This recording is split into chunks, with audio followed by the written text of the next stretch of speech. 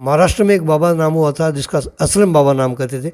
वो हाथ में पेचकस रखता था, वो सिर में मारता, पेट सिर में गांठ है तो निकाल के बाहर कर देता, पेट में पथरी है गांठ है तो पेचकस अंदर मारता, वो बाहर निकाल देता। मैंने उसको डर को निकालना मेरे लिए बहुत आसान खेल है, क्योंकि मेरा अंदर का कॉन्फिडेंस बहुत मजबूत है। ताज़ा किसी इंसान को कोई बीमारी लगी, कोई भी जैसे लकवा लग गया, किसी को हार्ट अटैक हुआ हो, या किसी को पथरी का अचानक दर्द उठ गया हो, या किसी को बुखार हो गई हो, या किसी को अचानक कोई ओपरी फटकार हो गई, तो उसी टाइम फ़ोन पे दवा लगने से 5 मिनट में बीमारी खत्म हो जाती है। तो फ़ोन पे दवा लगवाया जाए, या फिर मेरा पड़ा हुआ पानी है यहाँ पे से लेके जाते लोग, तो पानी का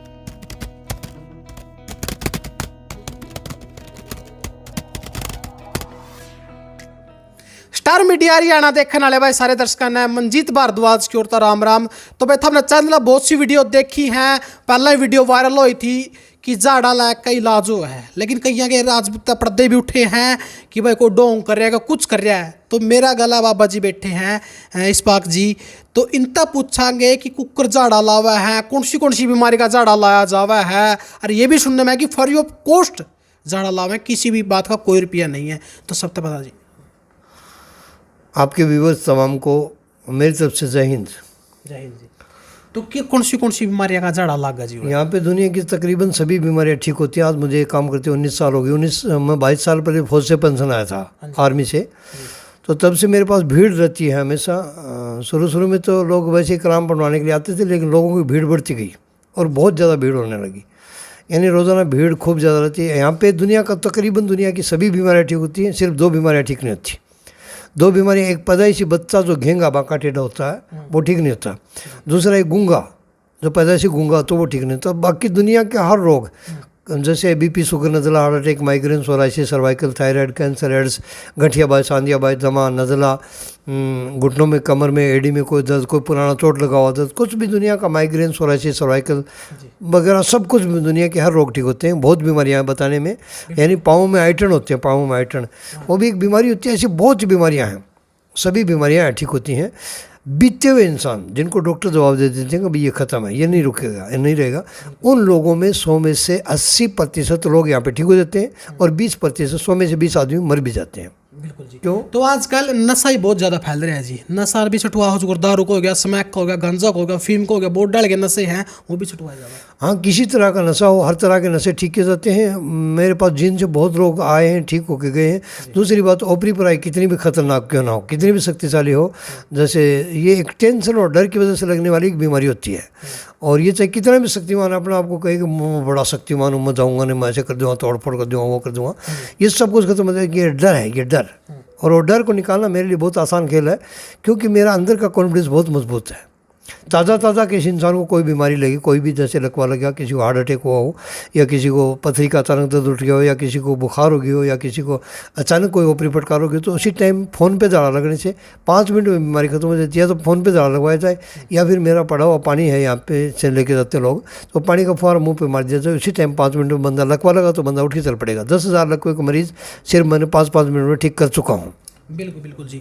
तो आपने क्या लग है जी, रियल में भूत प्रेत हुआ है कि नहीं हुआ है? क्योंकि मैंने एक योगी जी का इंटरव्यू कराया था, उसने उस बात में खुलासा कराया था उस इंटरव्यू में कि भूत प्रेत होंदे को नहीं। भूत का मतलब है कि बीता हुआ कल, वो बीता हुआ कल आगे अपना आगा कुकर है इसका है, कुकर एक आत्मा दूसरी आत्मा प्रवेश कर सकता है। नहीं, भूत का मतलब बीता, भूत भविष्य ये तो मतलब अलग सिस्टम है।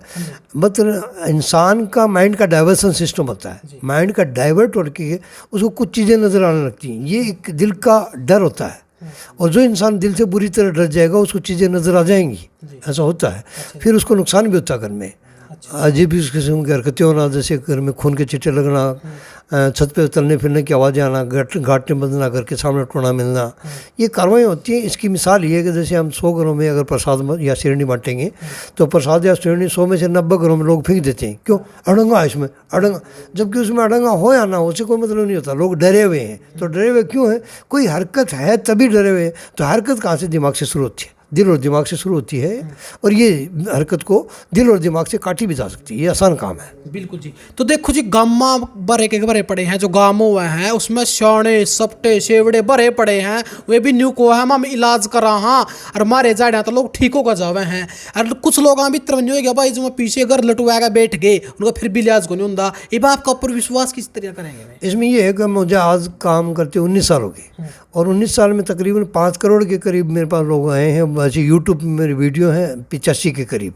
85 वीडियो ऐसी एक अजूबा लगेगा आपको, हर वीडियो देखेंगे अजीब किस्म का अजूबा लगेगा। मेरी ज़िंदगी में तकरीबन 60 से 70 के करीब बाबे मैंने ऐसे देखे हैं, तूफ़ानी, बहुत तगड़े मजबूत पौधा है, बड़े तूफ़ानी। शुरू में सन 2003 में मेरे पास बहुत ज़्यादा रोज़ाना 80-90 हज़ार पब्लिक आती थी। तो उस टाइम महाराष्ट्र में एक बाबा नाम हुआ था जिसका असलम बाबा नाम करते थे। वो हाथ में पेचकस रखता था, वो सिर में मारता, पेट सिर में गांठ है तो निकाल के बाहर कर देता, पेट में पथरी है गांठ है तो पेचकस अंदर मारता, वो बाहर निकाल देता। मैंने उसको टेलीविज़न पर कई बार देखा तो मैंने ये समझा यार ये तो बाबा बहुत तगड़ा यार, ये तो बहुत तगड़ा काम। लेकिन ऐसे बाबे जो पैदा हुए ना कुछ दिन तो चले, फिर हमेशा के लिए नहीं चले। जैसे टेलीविज़न में बहुत दिनों पहले हमने देखा निर्मल बाबा बार बार आ रहा, बोले कच्छा बदल ले, तेरी शर्ट बदल ले, तेरे लड्डू बदल ले। तो वो भी लोगों मतलब कुछ दिन चल सकता है, हमेशा कंटिन्यू चलना टेढ़ा काम है। अब बाबे हैं और पैदा भी तो लोग भीड़ भी पूछते हैं वहाँ पे। भीड़ इसलिए पूछ रही है कि लोग परेशान हैं और परेशानियों का निदान कहीं मिलता नहीं। पॉजिटिविटी एनर्जी इंक्रीज कर दो, दिल का विश्वास उसका मजबूत कर दो। दिल का विश्वास जैसे मजबूत हुआ, इंसान खुद स्वतः ही एक पावर है उसके अंदर, वो पावर एक्साइटमेंट होगा, आदमी बेनिफिट हो जाएगा। मुझे तो करने की ज़रूरत नहीं, मुझे तो सिर्फ उसको एक्साइटमेंट देना है और एक्साइटमेंट देते अगला ठीक हो जाएगा। उसको खुद की पावर खुद पे लगा देना। तो देखो बाबा जी, झाड़ा लाने वाले बहुत से हैं, सबके अलग अलग तरीके हैं झाड़ा लाने के। कोई कोणी मार का झाड़ा लावा है, कोई ऊपर तयात गमादा है, कोई फूक मारा है, कोई बबूती के डबे, अलग अलग तरीके हैं झाड़ा लाने के। आपका तरीका किस प्रकार का? देखो इसमें सबसे तगड़ा तरीका वही निकलता है, चाहे कोई भी झाड़ा लगाने वाला है, जिसका विश्वास करने की दाता सर्वशक्तिमान पे कॉन्फिडेंस, ब्रह्मांड की रचना रचने वाला रचयिता पे जिसका भरोसा होता है, वो जो झाड़ा लगाएगा वो मजबूत रहेगा। बाकी झाड़े लगते हैं जैसे पुराने ज़माने में लगाते थे, कमाला कमाली कहाँ गए थे, आबू के पहाड़ से क्या लाची, अजीब किस्म के झाड़े लोग लगाते हैं बहुत पुराने ज़माने से। तो उसमें कुछ का पिलता है, जैसे क्योंकि कोई झाड़ का झाड़ा लगाता है, उसको ज्ञान कुछ नहीं है लेकिन झाड़ा लगा रहा, वो झाड़ का झाड़ा पिल जाता है।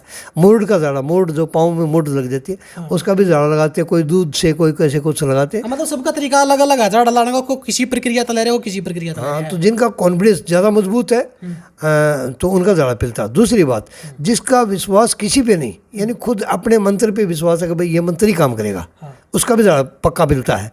और जो और किसी लफड़े में फंसा पड़ा उसका झाड़ा थोड़े दिन चलेगा, फिर वो परमानेंट चलेगा नहीं।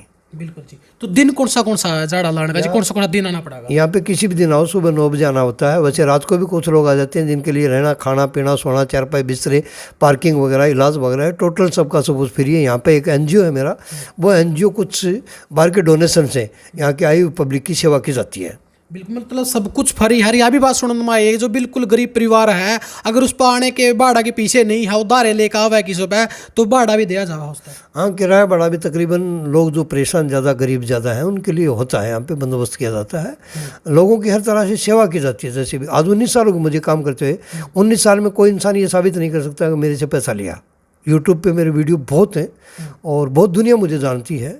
जैसे मैं रतिया चला गया था 4 साल पहले, तो वहाँ पे बिना बताए ऐसे कुछ लोगों को बताया था, मैं वहाँ पे पहुँचा, 3-4 लाख पब्लिक इकट्ठी हुई। तो जहाँ में मैं चला था, तो मेरे अभी मैं जींद चला गया था, वो बीड़ वाली ढाणी में किसी की शादी थी उसमें, तो वहाँ से मैं जींद चला गया। जींद में जैसे ही मैं रुका, मैं चाय पीनी थी, चाय मैं नहीं पी पाया। क्यों कि चाय पीने से पहले तो भीड़ लग गई रोडों पे, तो मुझे ये लगा कि जाम लगने वाला, रोडों पे जाम लग जाएगा, इसलिए मैं चाय पी नहीं, मैंने वहाँ पे छोड़ के आ गया। क्या नाम है उसका? काला, क्या नाम क्या था उसका?